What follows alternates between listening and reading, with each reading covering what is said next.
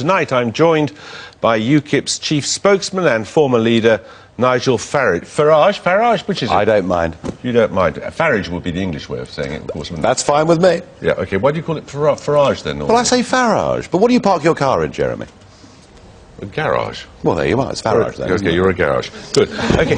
Well, let's imagine what a UKIP government would be like. We'd be outside the EU, obviously. Yep. We'd have a flat rate of income tax of 31%. Mm-hmm. We'd have no national insurance, correct? Because that would be rolled into the tax, right, yes. And we'd have, as it should we'd have no inheritance tax. Yep. And how would you pay off the deficit?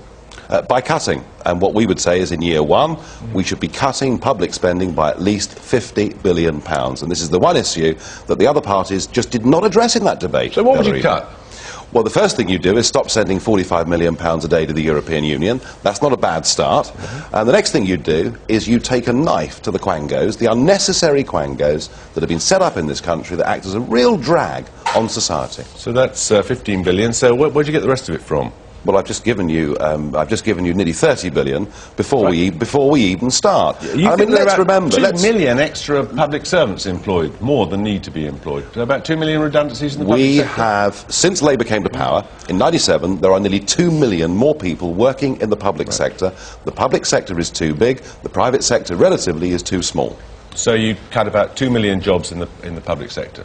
Over the course of 5 years, that would be the aim, and the aim would be, through cutting taxes, through giving incentives and through deregulating, to create real jobs in small and medium-sized businesses. And you'd be spending an awful lot more on defence, wouldn't you? I mean, yes, you want another 25% in the army, aircraft carriers, submarines, destroyers? We are saying that we can't meet our commitments, that we're falling behind, we haven't got the kit, and defence is the one area where spending needs to be increased. And who would be our enemies in this world?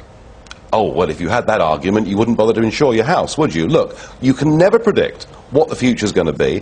We, over the last few years, have had our services committed in Iraq, in Afghanistan. Who knows what the future holds? At the moment, our services are run down and they're fighting a war with the wrong kit. But you'd keep them in Iraq and Afghanistan, would you?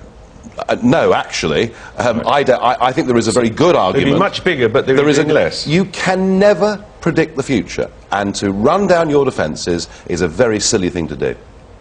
So there would be many more soldiers, yes, and more ships and aircraft and all that sort of thing, but what would they be doing? What have they been doing since 1945? You know, we haven't fought that many wars since 1945, but the whole point about having services is that you've got them in case you need them. And at the moment, morale is bad, and you know, I mean, the equipment we've got isn't up to the job. What about going to war with Iran? Well, I don't know what the future government is going to do. I trust we don't go to war with Iran. We're in this hypothetical, ideal world in which, you know, there's a UKIP government. Well, listen, let's be realistic about this. You know, I'm not going to pretend that UKIP's going to form a government on May the 7th. That is not going to happen. You're doing well to get a single MP, What is going to happen is our share of the vote will increase. And bear in mind that in the last national elections, UKIP came second across the United Kingdom. European elections last year. Our share of the vote will increase, and we've got a chance of winning seats in Westminster. Would you favour military action against Iran? No, I wouldn't. You wouldn't? No, I wouldn't favour military action against Iran. Of course I wouldn't. But there may come a point... It is in your manifesto. There may come a hang on, there may come a point where something may have to be done to stop Iran becoming a nuclear nation. And it is a very scary prospect. Well, there's another thing here. You want to build lots of new prisons too. Well, if you look at the Home Office figures... crime is estimated to cost this country something like 40 to 50 billion pounds a year, and yet, it's a very relatively small number of people. How many more people would you lock up then? Well, I would think the prison population should go up. It should virtually double, to be honest, because the criminal base is bigger now than it's ever been. I see. Now, all these new prisons, you wouldn't put them on green belt sites, would you? You want to protect the green belt. Want to protect the green belt, yeah. Where would you put them then? Prisons don't take up that much room, Jeremy, do they? Where do you want to put them? Well, we could extend the existing ones, couldn't we?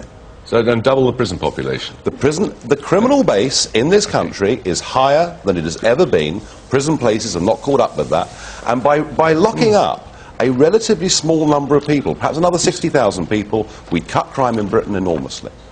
You've got lots of other very fascinating policies here. I mean, you want to bring back the UK theme. That bit of music was removed from Radio 4. Yeah, it was a good start to the day. Fine. And you want to have Pullman trains on the railways. Well, why not? Let's have a bit of heritage. Let's rejoice in things that are good. What's wrong with that? Are they deal breakers for you in a hung parliament?